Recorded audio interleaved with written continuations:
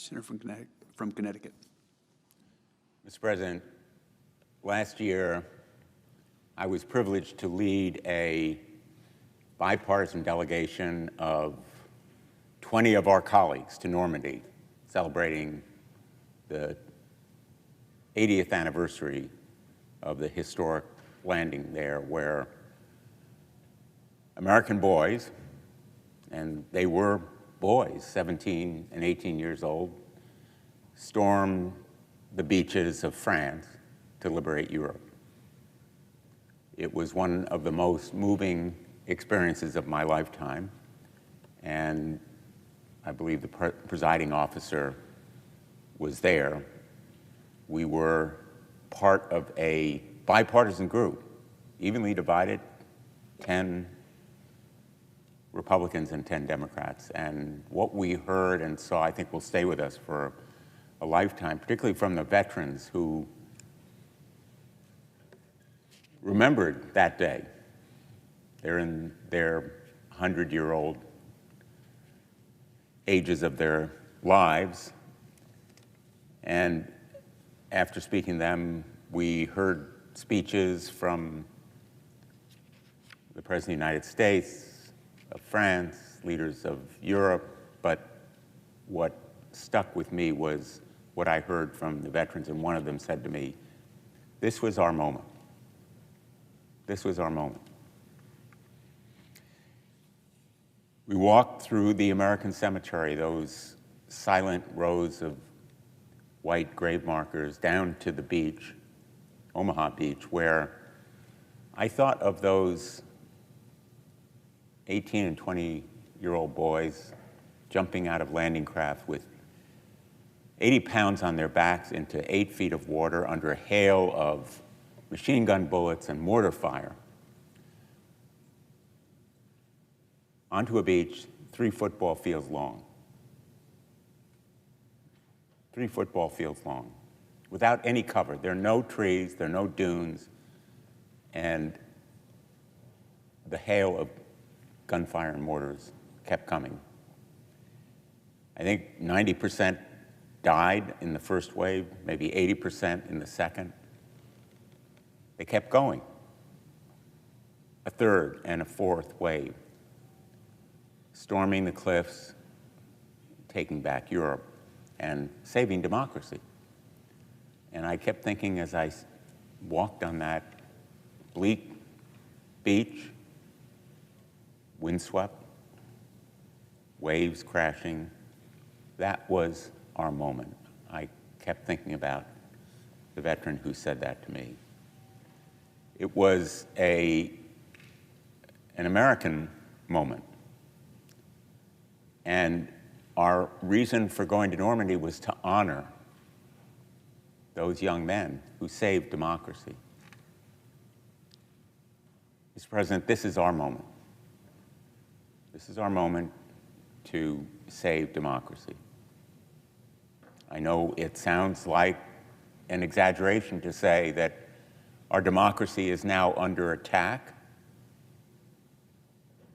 but it is from adversaries and enemies abroad: China, Russia, Iran, North Korea.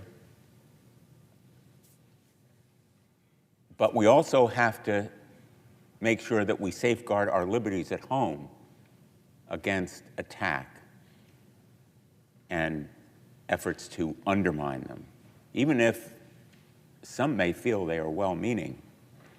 And one of them, and only one of them, is the illegal and unconstitutional use of our military and the deployment of National Guard into American cities to do what local law enforcement, our police, and others, state and local law enforcement, are supposed to do under our scheme of government, where our military protects us from adversaries abroad. And the FBI, the DEA, our state and local police make sure that we are safe at home. For 250 years, the military has defended our great republic without fail. It is the bulwark of our freedom for this nation. It is the hope for millions and millions around the world who yearn for freedom. It is non-political. It remains one of the few institutions the American people still revere. Americans have faith in the military because it is non-political.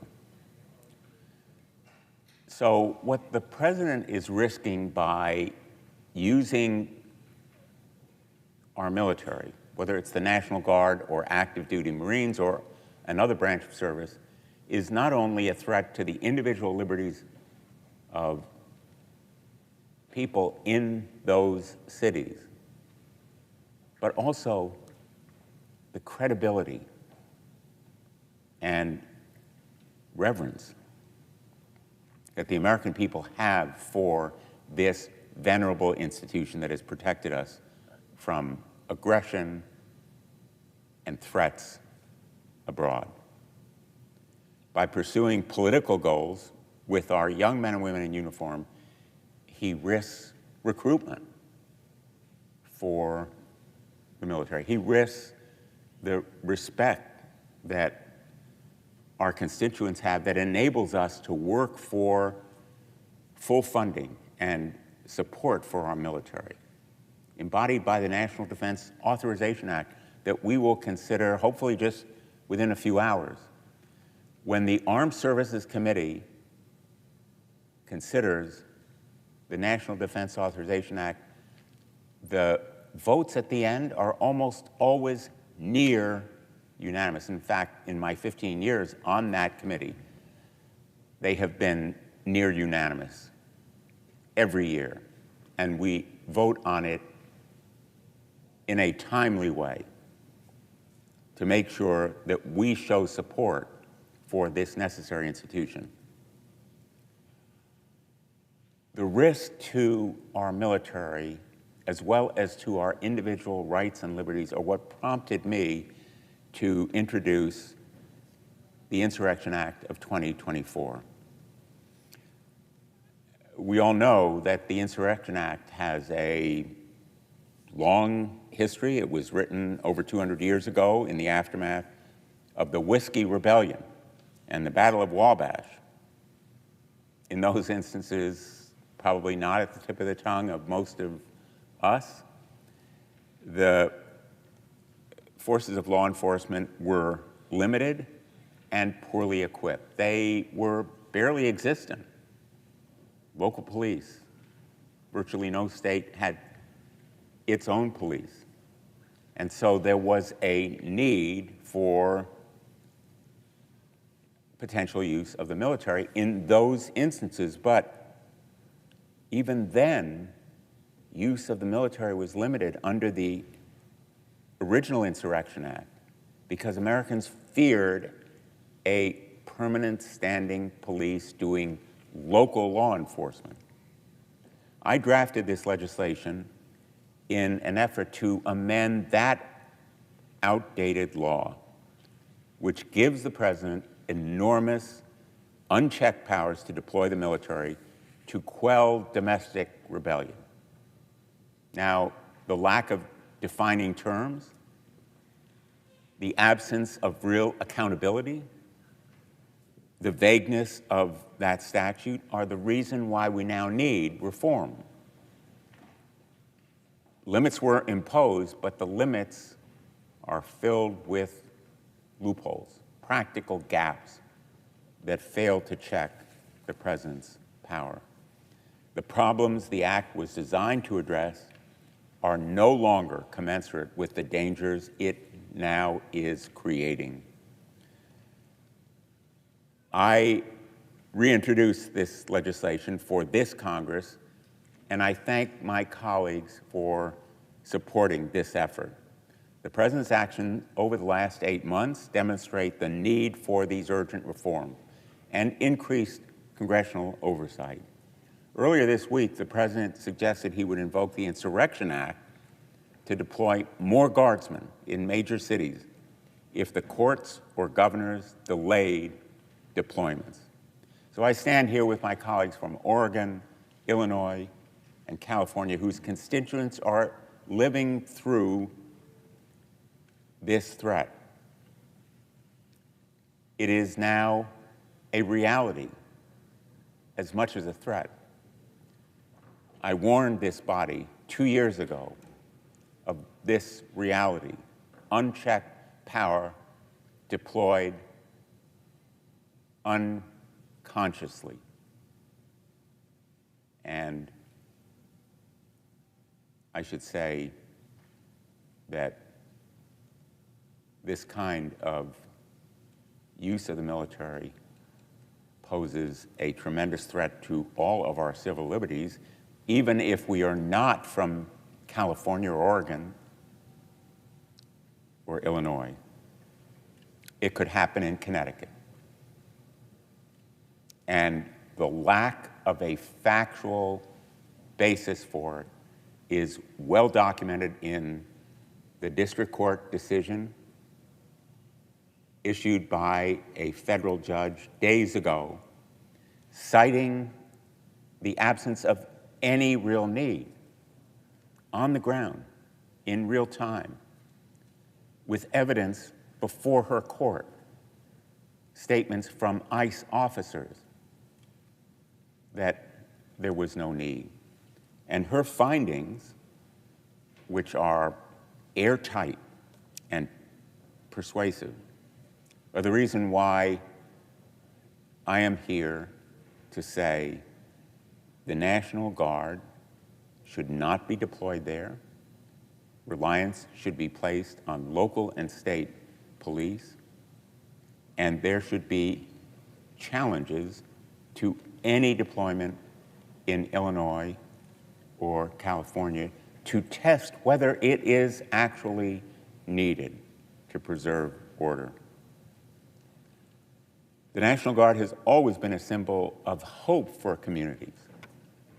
We've seen it in Connecticut when disaster has struck, when there are weather catastrophes. The National Guard is in our neighborhoods to help remove downed trees or provide access to homes and to preserve order when local police couldn't do it. But now they are being used to turn the military into the president's personal army. The founders warned of threats to liberty that a standing army would create. It was one of their biggest fears because they had lived through a time when the British had standing army in their neighborhoods, in fact, went into their homes and, without permission, used their homes and shelters and food. Through the years, through great force of effort at times, the military has remained politically independent. It is under the commander-in-chief, but it is non-political. My bill would protect not only American citizens from executive overreach, but also the military from becoming pawns in any kind of political game. This legislation would create checks and balances, limit the scope of these deployments, authorize extensions via joint resolution, and create a judicial review process. These common sense solutions would amend an outdated law that no longer fully serves the interests of this nation. For the sake of our military and the constituents we represent, I hope my colleagues will support this effort, because this use of the military is part of a larger effort to shift the focus of our national defense to policing the homeland rather than protecting us from threats abroad. We need to provide strong, vibrant, vigorous law enforcement and support local and state or federal policing function. And that is why I've been so upset and angry that this administration has cut funding, hundreds of millions of dollars that aid and train local police, that increase their numbers and provide aid for victims. The programs have been decimated in the Department of Justice and Homeland Security. We need to put our money where our mouth is. This administration needs to support our state and local police, not just in rhetoric, but in reality. And the reality is that there must be reform in the Insurrection Act, not just to protect our citizens and our liberties at this moment, this is our moment, but also the well-being and strength of the American military. Thank you, Mr. President. I yield the floor.